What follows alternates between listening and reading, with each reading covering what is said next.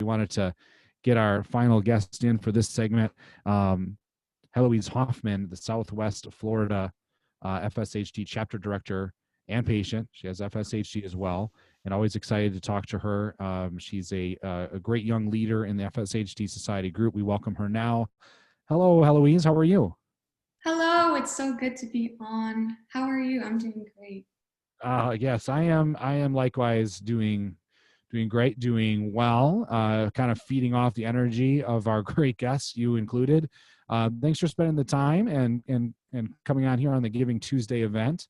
Let me start by asking you, how has your past year been in regards to either yourself dealing with this COVID stuff, or even managing and being the chapter director there in Southwest Florida? Yeah, so around a year ago in 2019 was when I founded the Southwest Florida chapter. So this past year has overall been very positive for me in terms of coping with FSHD, because opening the chapter was really a big step in my journey, and I feel like we've already had such an impact on the community and on patients' lives. So that's definitely been a very big highlight year of my life. And then, of course, COVID hit and everyone had to adapt their plans. And it was a big bummer because, of course, the FSHD Society had so many big events planned for 2020. It was really going to be a big year for us, but we all adapted and shifted, and we had the hugely successful nationwide walk and roll, and Southwest Florida chapter took part in that, and we raised over $63,000 in the end, which I'm really awed at. I mean, it was a virtual event, and we were so successful, and that really, it was just really overwhelming to feel that much support. So this year was, although it was very difficult to adapt to COVID, and it was very difficult because for me personally, I also had a lot of events planned. I'm very active in theater, and a lot of my theater shows were, of course, canceled.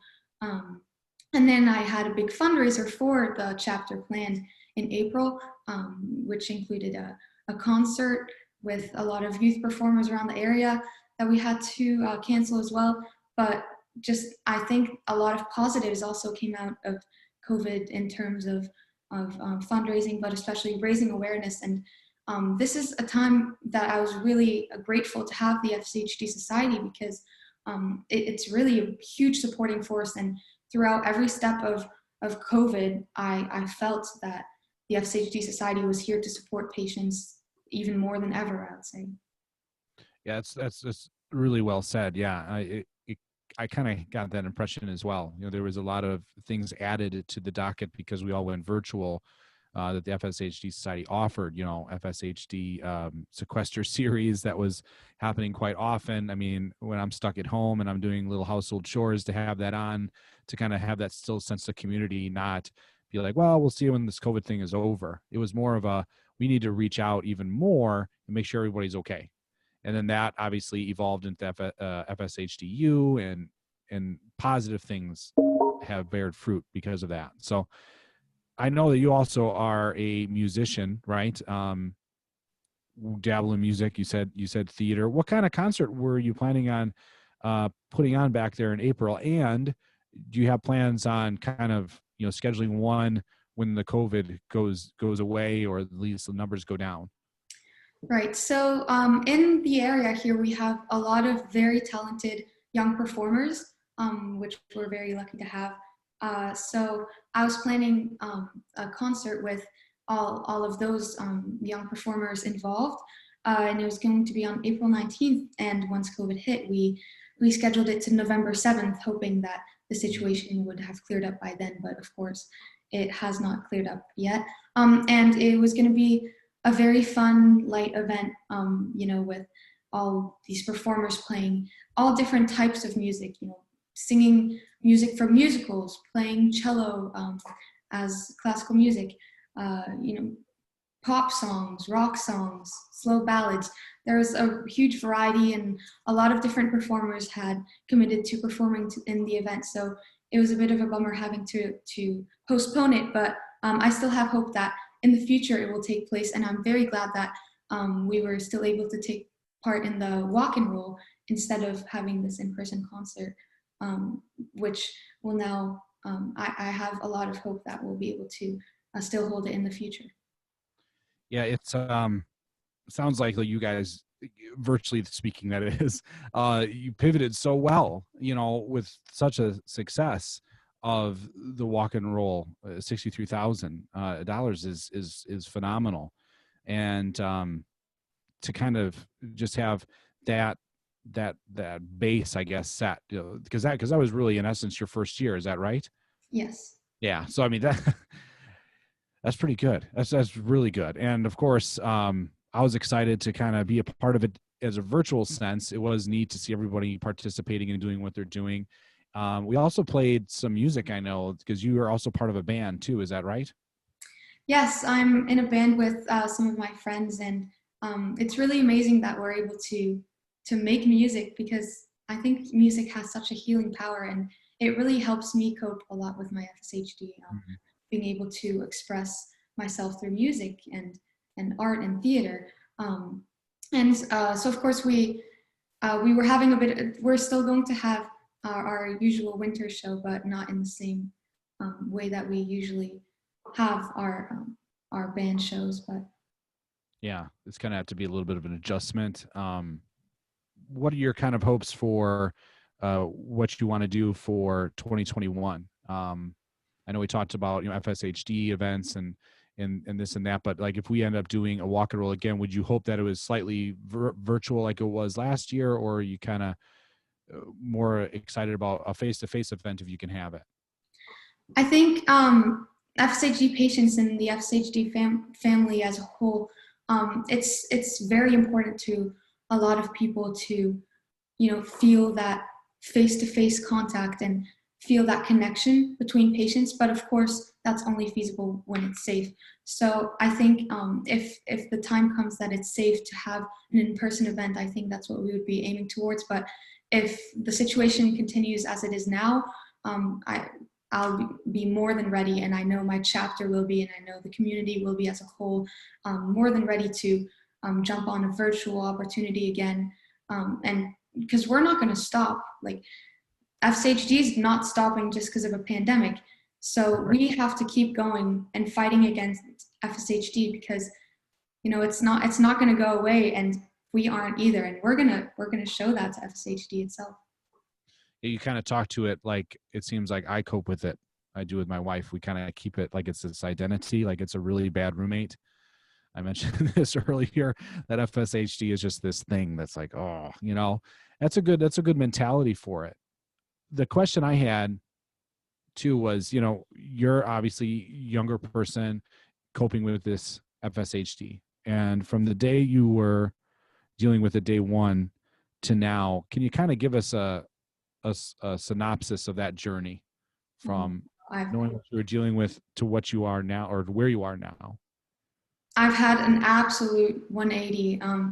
The first day I got my diagnosis, I mean, I'm sure like a lot of people, I didn't even know how to pronounce FSHD. I couldn't keep the letters straight. Was it DSFD or FSHD? And it was really tough the first few years, being a young person, being in middle school, trying to find my place in the world, find my identity, and at the same time juggling with this disorder that causes so much uncertainty. Like, I'm actually writing a research paper about FSHD right now, so I see in all the research that FSHD is striking in how much it affects each patient differently, which is very tough, because you really have no idea what your future is going to look like.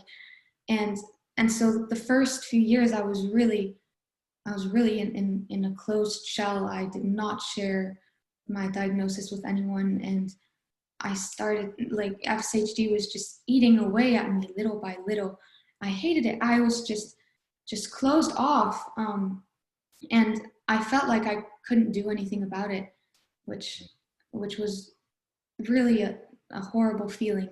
But I think if the FSHD Society wasn't around, I think it's very possible that I might still be in that same state today. But I'm absolutely not in that state anymore. I've learned that it's completely okay to have FSHD, and that it's not something that defines me. I define myself. This disorder doesn't get to choose who I am, what I'm going to do. And that's really something that I learned when I became more involved with the FSHD Society and eventually opened my chapter. And even after I opened my chapter, for a few months, a lot of my friends still didn't know I had FSHD. So that was something I really started to actively share once I started the fundraiser campaign. And I have to say that opening up has definitely been the most important and pivoting decision of my life, because now I feel like every person I share my diagnosis with, I'm lifting a little bit of the burden off of my shoulders, and everyone is helping me carry it, which is really an empowering feeling, that everyone is helping you carry this weight.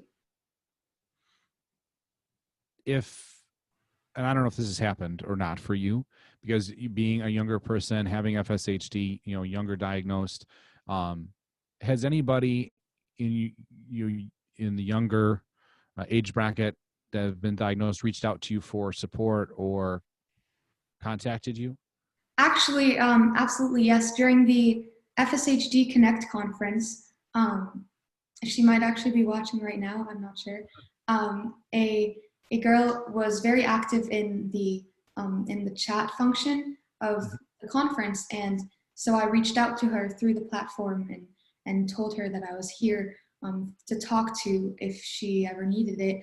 And we shared our contact information. We started talking, and we had a lot of important conversations about FSHD and how to live with FSHD. And it was definitely awesome to get to know her, and because we've never met in person, but I feel like I know her very well just because of like the information that we've shared with each other. And it's definitely amazing to have the feeling of being able to be there for someone, and being someone that they can maybe look up to or go to if they ever need any help with dealing with FSHD. And I know that there's those people that are recently diagnosed and kind of lost. Maybe they're not sure where to go, and maybe they are watching now, younger, older. But from your perspective, what advice would you give that person that's recently diagnosed? I know you shared a little bit with the person you connected with through the Connect conference, which is awesome. That's what I was hoping, that your answer was that someone did reach out to you, because I think you have a lot to offer and give. So in that sense, in that same state of mind, speaking to everyone out there now watching, if they're newly diagnosed, what kind of advice would you give them? I think it's absolutely important to take the time that you need to accept diagnosis and really feel okay with it, because it really is okay to have FSHD. You're still a human, and you still are so worth it. And it really, the main thing is not to let FSHD define you, or what you do or how you feel. Some days are always going to be tougher. I have a lot of days where I feel down, I feel tired, I'm in pain. It's very difficult to get back up from the pain and the fatigue, and the emotional burden of having FSHD. But keep getting up, keep climbing up, because I know that we have just this, I'm getting chills just thinking about it. We have this amazing community. We're so fortunate to have this network of support that we do. And this network is always here for us to go to. So if you ever need to talk to someone, but be confident and have faith that we are going to find a cure. I'm absolutely positive that we will, because with this strong of an army, there's no way that we will not reach a cure. I'm 100% confident that we will in the next few years. Yeah, I think I am too, with great young leaders like yourself. I think the future is bright as we, pass the torch. I think we had Angela Leck talk about, um, you know, there's old scientists, and it's time to pass the torch on to the next generation up. And there's some of that I want to feel that within the future here, that this will be taken care of. And with you, I totally believe that will be, that is indeed the case. You've come a long way. You've helped our community out so much with inspiration, donation, your time today. Thank you very much, Heloise, for joining us. Really appreciate it. Thank you so much for hosting the show, Tim.